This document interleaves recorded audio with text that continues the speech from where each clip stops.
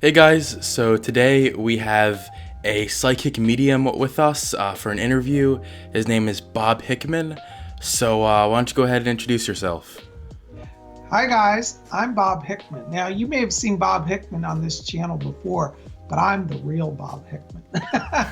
That's right. Uh, I'm a professional psychic medium. I've been doing psychic readings for close to 30 years now, actually.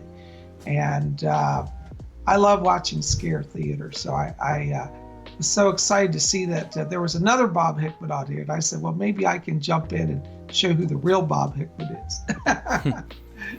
So before our interview, I did go to your website just to see some things about you and the things that you've done. So like you said, you've been doing this for over 30 years now. That's a really long time. Yeah. And so I saw that I guess at the beginning of all of this, when you first discovered your abilities, you were trained by mediums at a spiritualist church. It's called the Yes, Church of Two Worlds. Yes, well, let me kind of give some background. I started actually working as a psychic when I was a teenager, when I was about 16, and I would go and do haunted house investigations. I always had a great interest in the paranormal, and since I was a child, I used to receive spirit messages. But I never knew that there was such a movement as spiritualism, and it wasn't until I was actually in my 20s that one of my reading clients said, Bob, you go to the spiritualist church. I said, what's that? I've never heard of it. So, well, it's a church full of psychics. So, yeah, I went to a spiritualist church. It was called the Church of Two Worlds, which means this world and the spirit world. And I met mediums there who, tested me and trained me and helped me develop my abilities. I was what you'd call a natural psychic, but they took took raw talent and helped me to understand it and work with it and refine it. So what are some of the things that they did in the training? Did they give you tarot cards and tell you to I don't know, guess which one is which or what? Yeah, well, we did a lot of different tests. Everybody has different abilities. So part of training is to really decide, where your gifts are. Some people are clairvoyants, meaning they can see a vision. Some people are clairaudient, meaning they can hear spirit voices. And in the training, what they do is they walk you through various exercises. Like one of the classic tests that they did with me was what was it? The card, I forget the name of the guy who did it, but they designed cards where it has a star on it, and a triangle and a square, and then somebody will hold up a card. You don't see it. As if they were testing me, I wouldn't see it. I just see a blank back of a card, and I would say, oh, I think it's a triangle, or oh, I think it's a rectangle, whatever shape I would see. Okay. And so they did that, and then one of the other things they did, which I thought was one of my favorite experiences, was they brought a box one time into a room, and they said, what's inside the box? I was like, well, I don't know. I've never done that before. So they teach you how to kind of walk through the box, how to move through objects, how to perceive textures. Like one of the things they did, they'd say, how thick is the box? Well, so you would practice psychically, not physically, touching the box. And you would practice moving your hand through the energy of the box. And you would say, wow, this box psychically to me feels thick or feels thin. And then you get inside the box and you'd see what is inside the box. What's the space like? There were a lot of different exercises like this. And it involves a lot of visualization, a lot of accessing your inner senses. And that's how we developed and discovered, what we could do. So did anyone there ever reach a point where you could they just put something random in the box, close it, then someone could walk in and actually tell you what was inside the box? Yeah, that did happen with a few people. One time it was interesting. They did that test on me, and we'd been doing this box, exercise for a few weeks, and I'd only get inside the box and I could never see anything. I was one of those, for some reason I couldn't get what was inside the box. One day I went in, my teacher said, okay, you're going to do this today. You're going to see what's inside the box. And what was really interesting is when I went through the box psychically, I felt myself actually, it was the weirdest effect. I hit a wall, as if I'd actually hit a wall inside a room. And I was like, whoa, I just hit something. And my teacher says, all right, just stop, put your hands out. What is in front of you? And as I was moving my hands out, I could feel literally the texture of cardboard. I said, it's cardboard. She said, very good, keep going. And she said, how big is the cardboard? I said, I don't know. So what we do is I walked with my hand psychically down the cardboard, and I could feel at one point it stopped, and it was a sharp corner. And basically what it was is there was a cardboard box inside another box. Huh. And, I actually got that accurately that time. So that was kind of cool. Interesting, yeah. So another thing that I saw on your website that I thought was really cool that I wanted to ask you about was I saw that before you did some consulting for law enforcement, particularly with like finding missing people and stuff. How was that? Like, what was the most interesting case you think that you worked on? Well, with that, I'm not really able to talk about. Some of the cases are still ongoing, but I think one of the cases that I worked with was recently. There was a girl who was missing locally here in Virginia. I can't give out the names and stuff because I don't think the family, they're still around, but I was able to tell the family where the girl would be found, and they actually found her. They found her where you said that she was? Yeah, they found her where exactly. I told them, they said, why would she go? There's no place she would go. I said, I don't know. I see her going there. She's meeting with a certain guy. He's taking her in his car. I was describing, and he dropped her off at a location. And this location was someplace that she would never go. And they actually went there, and she was at the location. What was her name? Like, what was the name of the case?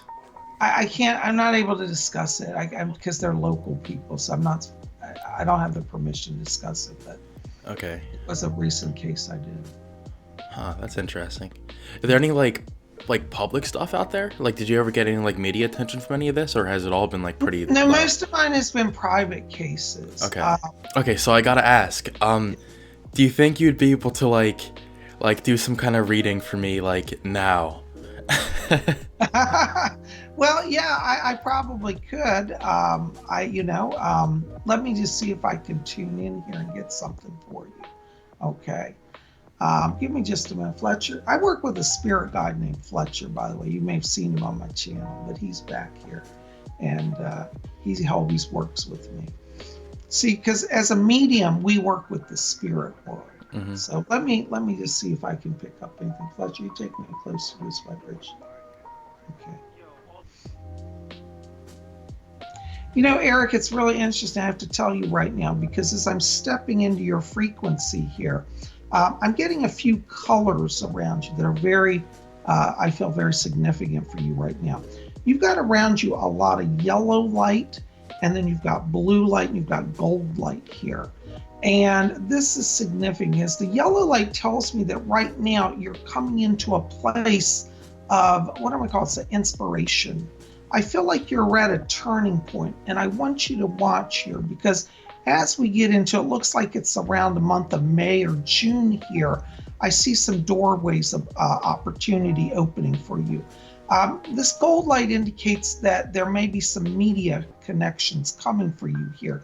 And I want you to watch May and June, because it's around that time that they're showing me that your inspiration, what it is that is inspiring you, is going to take you literally to the next level. And I want to watch for around that time period. I feel there may be an issue around television and or radio coming here for you, such as being offered a chance to host a major network show or develop a TV series or something like that. I want to watch around that time period.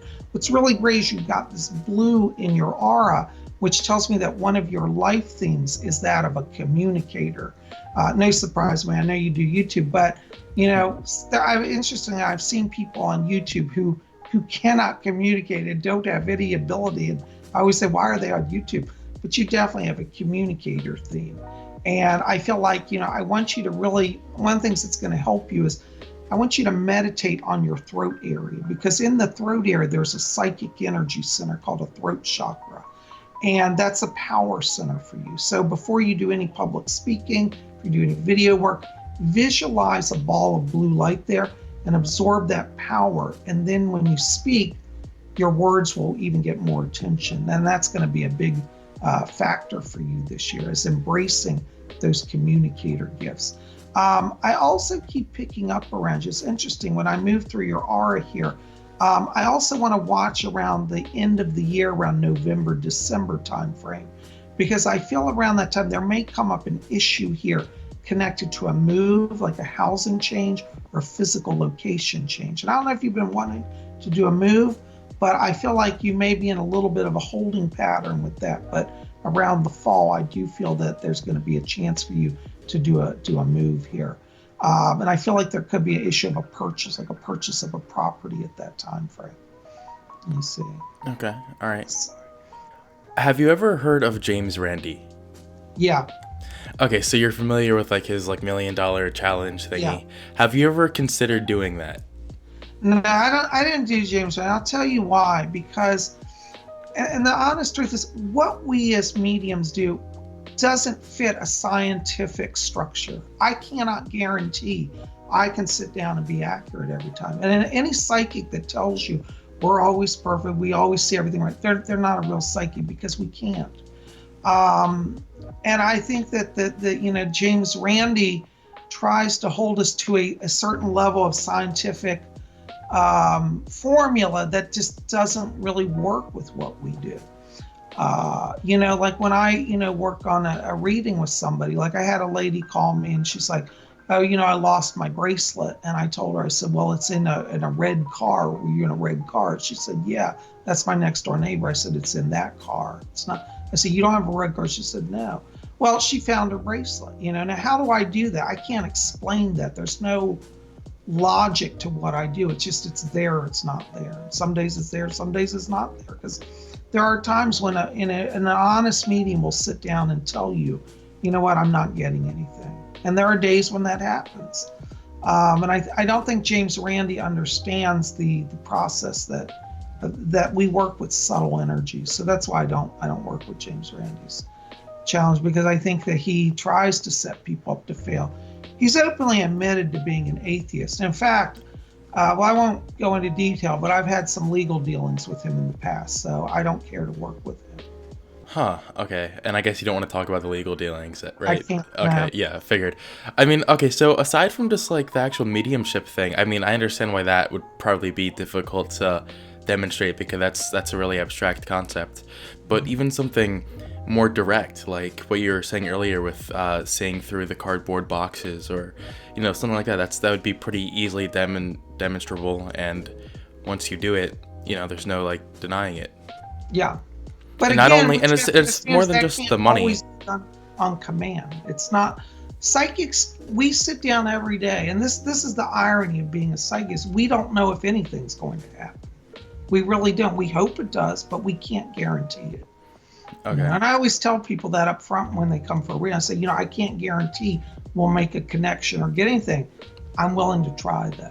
And what people pay for when they come for a session is the effort and the time, not necessarily that we will guarantee you'll get what you want, And I like to be upfront with people about that. Okay, I gotcha. So if you were to like put like a number on the accuracy, like percentage wise, like where would you put that at? Well, I think most psychics, good psychics around 80%. And Okay. I think if anybody says, oh, I'm 100, I don't think that's real. I miss it. And I'll be the first to admit, I always tell people, if I don't get it, I don't lie about it, And I think that's part of the reason why people have developed a trust in me, because they know that some days I get it, some days I don't. I never fudge on that. Mhm. So, okay, what would you say to the people that are like still like very skeptical about all this kind of stuff? Because I mean, these types of things have existed for like a long time, Sure. and to date we still have never had any like concrete proof of it. I remember one time I was at a boardwalk and I went to see a psychic that did like some like palm reading thing for me. And like she told me all these like crazy things that felt very true and real to me. Like it seemed like she just looked into my life and told me everything. And at the end of the reading, she actually told me that like it's just a trick. So I mean, this thing is possible. People do these things. So how do we know that anyone's real? Well, I think that you have to study somebody over time. Because, see, a real psychic, their life is devoted to helping people. And, I spend a lot of hours. It's not just like I'm here just to make a buck. A lot of my life is spent, a lot of people don't see what goes on in the background. I might be up at 3 in the morning helping somebody because their family's dying, you know. Sometimes I'm called to go be at the births of children because, there's complications they want me to be with. And just because, see, psychic, if you're real psychic, you're also a spiritual advisor to people and you help them through their journey. There are psychics who are frauds. There are a lot of, I call them the gypsy psychics, who are out there just conning people. That's sad. I think that's very sad. But if you study the life of a psychic over time, you'll know who's real. Well, yeah, thank you so much for your time today. I'm gonna be sure to like keep my eye out for that TV or radio deal. And would you say it was May or Yeah, June it's or? around May or June this year. Looks like some media people are contacting you. Yeah, gotcha. I will definitely be looking forward to that. All right. Well, I'm so glad to have the chance. Oh, hold on a second. I'm sorry. Do you have a second? I've got another voice back here. Oh yes. Okay. Yeah, you have a spirit guide that's coming in that's around you. Okay. His name is Mort or Mortimer. I think he goes by Mort. And he's one of your guardian angels who's with you. He's a spirit guide. And he actually lived on Earth. It was like the early 1900s. I believe he was like a writer, maybe a newspaper writer, a journalist. And he's one of your guides, and he's helping you to develop your communicator gift. But that's one of your spirit guides. His name's Mort. Okay, gotcha. Huh. Right. So I remember that. just remember that if you hear a voice talking to you, that's who it is. Okay. All right. Thank you very much. Well, Eric, this has been great. Thank you. If you have any other questions, I'll be glad to answer them. Or but if you want to contact me, but I want people to also know I'm the real Bob Hickman. Gotcha. Very good. Everyone, Bob Hickman, Psychic Medium. This is great. Well, thank you so much. I've enjoyed it. I look forward to being in touch with you. Well, what'd you guys think?